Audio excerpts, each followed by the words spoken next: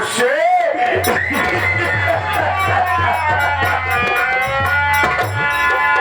ईमान वाला रहता है ईमानों के चक्कर में, ईमान वाला रहता है ईमानों के चक्कर में, बहादुर मुस्कुराते हैं तूफानों के चक्कर में। बुरा के ऐसे तो आंखें निकाल लो और सीना जमीन का फाड़ कर पानी उछाल। मारे में तूफान से, मारे में तूफान से, मारे में तूफान से।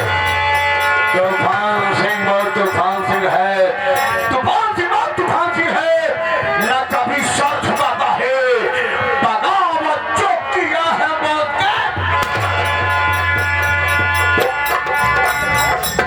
माई कसम, तूफान सिंह के नाम से मौत शरीर को पसीना आता है।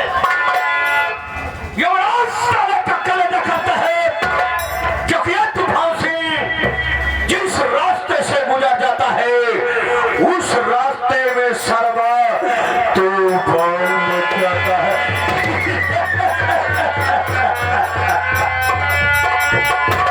और साथियों, मैं कहीं गैर जगह का रहने वाला नहीं हूँ, मैं इसी उत्तर प्रदेश मुरादाबाद जिले गांव बिशनपुर का रहने वाला हूँ। मेरा नाम बाबू तूफान सिंह है, हमारी पत्नी जी है जिनका नाम रामकली है।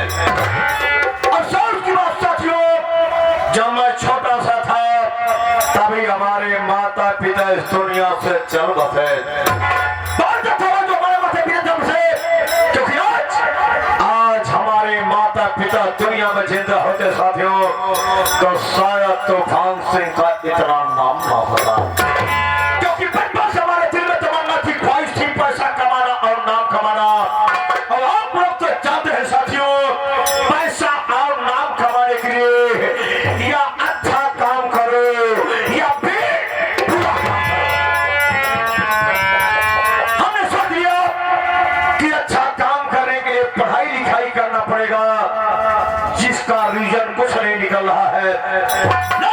पढ़ाइयां करके डिग्रियां लेकर के टहल रहे हैं, वैकेंसियां नहीं निकल रही है, तो क्या मतलब।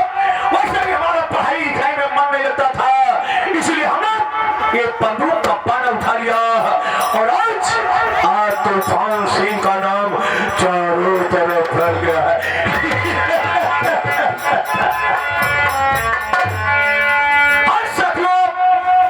हमारी शादी कहाँ हुई है? हमारी शादी भी इसी मुरादाबाद जिले के गांव के साथ। हमारे साले का नाम है फौजी मंगल सिंह और मंगल सिंह की एक पत्नी है जिसका नाम साथियों मोहनी है।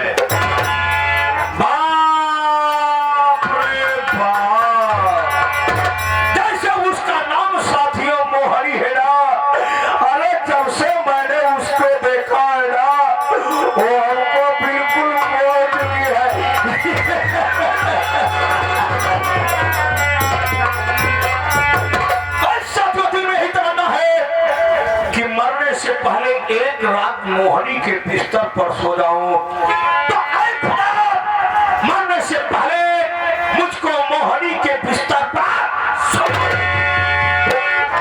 उसी मोहनिया की एक बेटी है जिसका नाम साथियों रागिनी है।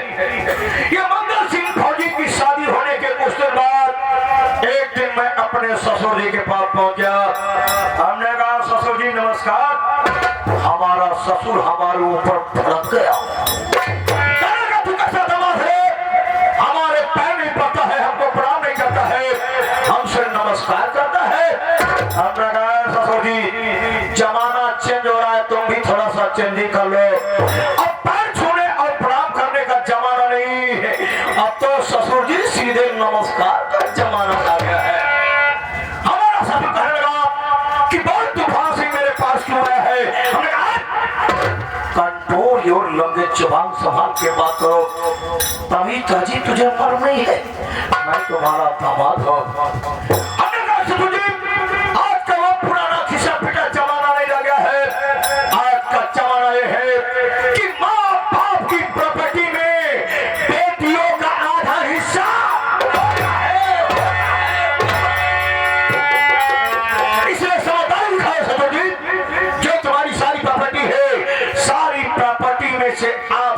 हिस्सा हमारी पत्नी रामकली के नाम लेता हमारा सच करने लगा। तू फांसी, तू अय्यासबाज है, शराब पीता है, गांजा पीता है, फिर पीता है, चरस पीता है, तालाबों के कोठे पे जाकर के मुजरा सुनता है। अगर सारी प्रॉपर्टी में से आधा हिस्सा मैं अपनी बेटी रामकली के नाम लिखूंगा तो सारी रियासत तो अय्यासबाजी में लुटा देगा। हमने कहा ससुर जी, अपनी अपनी कैपेसिटी, अपनी अपनी क्षमता होती है, शराब सबको हजम नहीं होती है। ससुर जी, पता नहीं कितने लोग हैं एक टाइप में टुल्लू में उल्लू हो जाते हैं। नहीं बात तवाफों के कोठे का मुझे सुनना। अरे ससुर जी, खुशकिस्मत खुशनसीब वाले वो हैं जिनको की तवाफों के कोठे का मुजरा नसीब होता है। विश्वास रहो ससुर जी, तो चलिए कोठे पर 4 नई तवाफ आई है, एक दो से तुम्हारी मुलाकात करा दो, वृद्धा अवस्था में तुम्हारा भी जन्म सफल हो जाएगा। हमारे ससुर के सर पे जैसे अंगारा पड़ जाए, तूफान सिंह जिस प्रॉपर्टी की बात कर रहा है ना, सारी प्रॉपर्टी का मालिक मैं अपने बेटे फौजी बनता।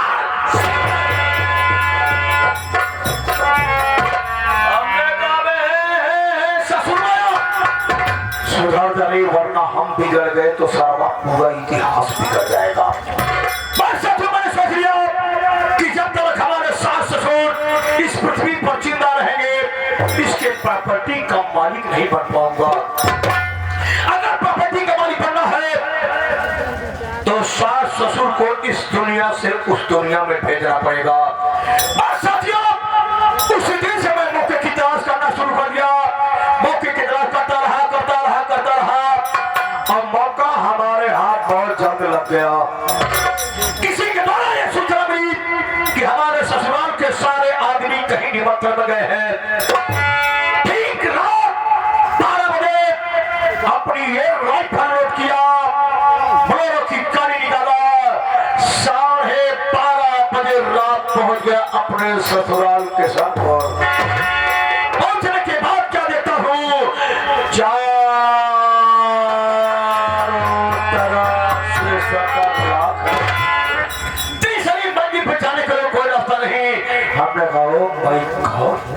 लगता है सर्वा हमारा सपना अधूरा रह जाएगा।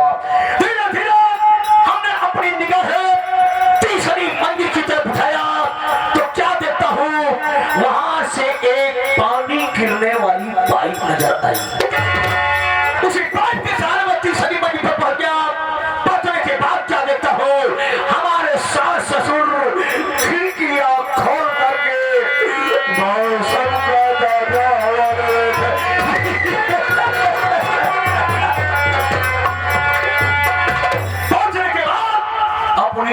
फलवा अपने ससुर जी के कनपटिया पे लगा दिया।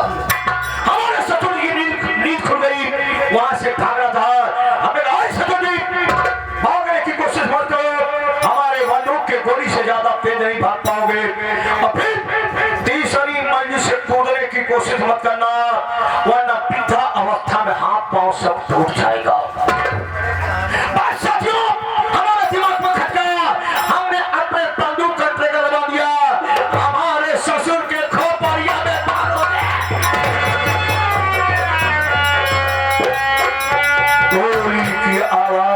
सुनने के बाद हमारे सासू माँ की नींद खुल गई। वो क्या देख रहे हैं, उनके पति की लाश कमरे में तड़पा रही है और मैं तूफान सिंह अपने कंधे पे बंदूक रख करके हंस रहा हूँ।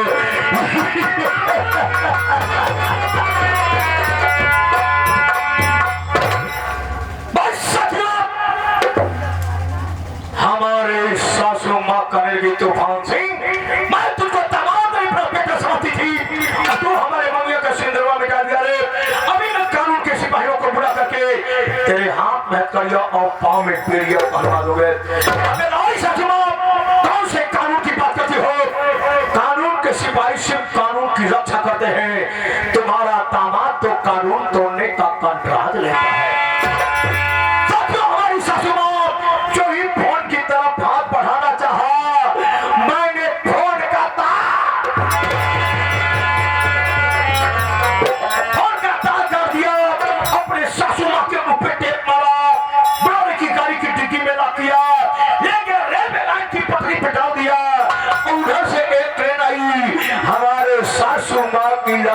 जिया।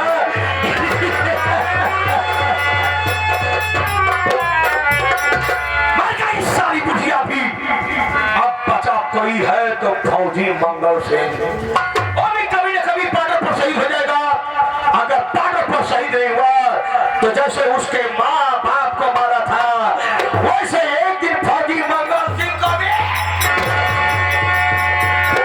तो ये रहा साथियों हमारा बायोडाटा। हमारे सारे साहब ने हमारे पास फोन किया था कि जिया जी 2 साल से हमें छुट्टी नहीं मिल पाई। मैं अपनी बहन रामकली से राखी नहीं बंधवाने आ सका, इसलिए इस बार खुशखबरी है, छुट्टी मिल गई है। रक्षाबंधन के त्योहार पर मैं आपके घर आ रहा हूं। अपनी बहन रामकली से अपनी कलाई में राखी बंधवाऊंगा। तो चलता हूं, एक खुशखबरी में अपनी पत्नी रामकली को देता हूं।